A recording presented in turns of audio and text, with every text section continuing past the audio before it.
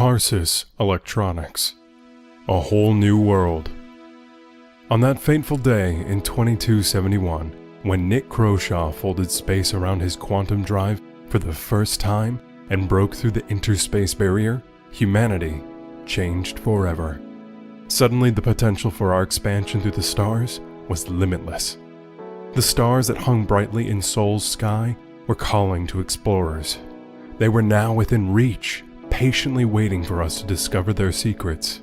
Who better to help usher in this new age than the company who made space accessible in the first place, RSI?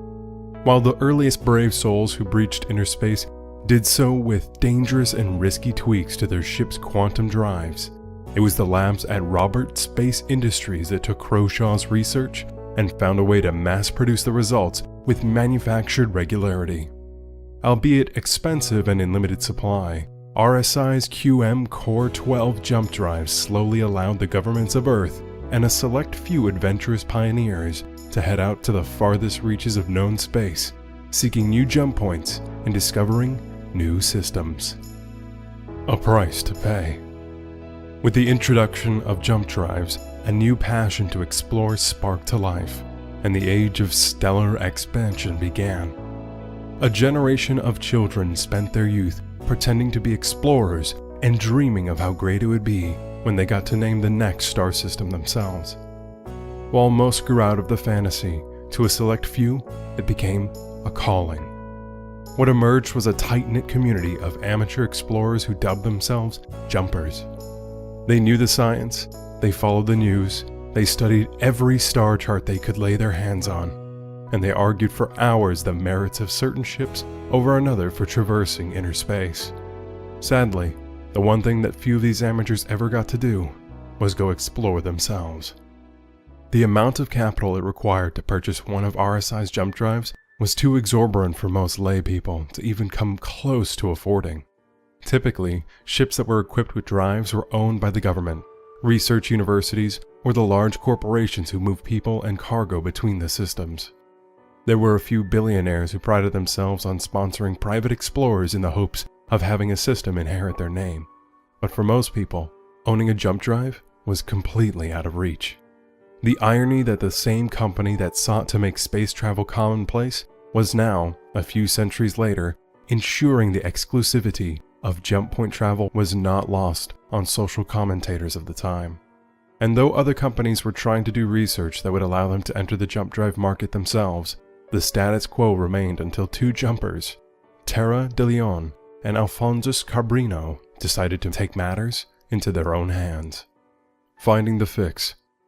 The pair met working as mechanics in a small refuel station near the Croshaw Sol jump point.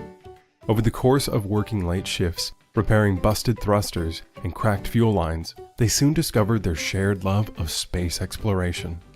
Both have been trying to crew on explorer ships, but had little success. Each of them took the position at the station for the same reason. If they couldn't be on a jump ship, they might as well be working with them. It was there that they both got their first up-close look at an RSI jump drive.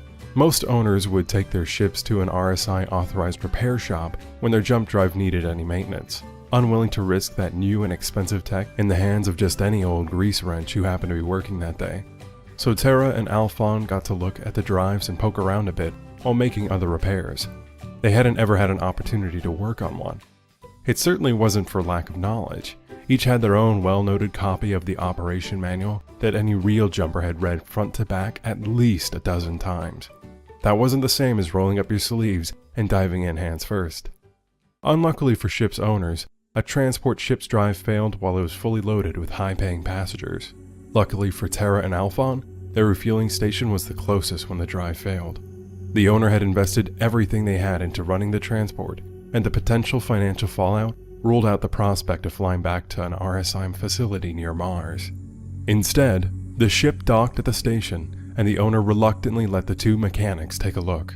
It ended up being a simple wiring fix, but Terra and Alphon couldn't pass up the opportunity. They made up a complicated story for the owner and proceeded to spend the rest of the day inspecting every inch of that component. After their later success, the pair stated that they ultimately apologized for their deception and make a general payment to the unfortunate ship owner for their inadvertent contribution to the development of Tarsus.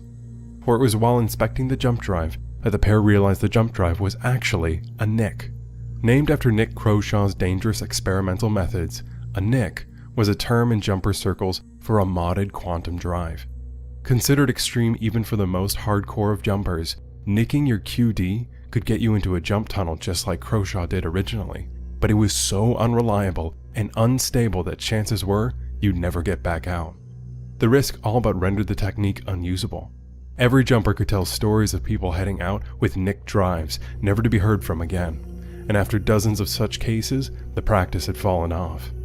When RSI had released their original jump drive, and it was completely stable, the assumption was that they made a technical leap in quantum science. But the components spread open before them, the truth clicked into place. Even after inspecting the manual dozens of times, it wasn't until they saw it in real life that they realized that the quantum manipulation part of the jump drive, even though it was spread out and arranged differently, was technologically identical to the quantum drives everyone already had in their ships. They immediately confirmed each other's conclusion. RSI hadn't reinvented the drive, they had just perfected the NIC. It meant that it should be possible for them to convert their own ships to be jump capable without buying a full new drive. That night, they wouldn't sleep at all as they discussed what they had learned. One small jump. It took them 27 months, nearly all their money, and hours of extra repair time with any jump drive they could get their hands on at the station. But in the end, they had designed a separate module that would convert any quantum drive into a jump drive.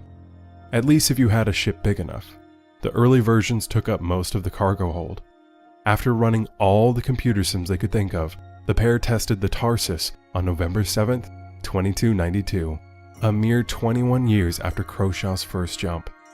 In the spirit of the NIC, they had named their device after a combination of their first names, saying it was the closest thing to a child either of them was ever likely to have. They settled all their worldly affairs, moved the ship into position, made sure that their nav data was loaded, spun their modded drive, and held their breath as they plunged into the jump point. Thankfully, the pair emerged safely in Seoul, their test successful. Word spread through the jumper community quickly, and everyone demanded Tarsus modules of their own. Even though they had grand plans of exploring, Tara and Alphon figured they could use the extra funds and put their journey on hold to begin constructing jump modules for their friends. One jumper, Selma Tontil, a lawyer by trade, realized what the Tarsus would mean when word of the invention broke publicly, and she hurriedly advised the pair to patent their plans. With her help, the Tarsus Corporation was established. Just in time, too. Once word spread beyond the jumper community, the demand was instant. At only a fraction of the cost of the RSI jump drive, ship owners could upgrade their existing quantum drives. RSI tried to sue the fledgling company, but Tontil was able to successfully defend their right to mod the drives. It was a mere 6 months before RSI began to offer their own jump module. Scanning ahead. Tara and Alphon eventually did leave to explore the stars, but their company continued on under the watchful eye of CEO Tontil, who bought out the pair's controlling shares. Under her leadership, Tarsus moved from just producing jump modules to also producing a popular line of quantum drives.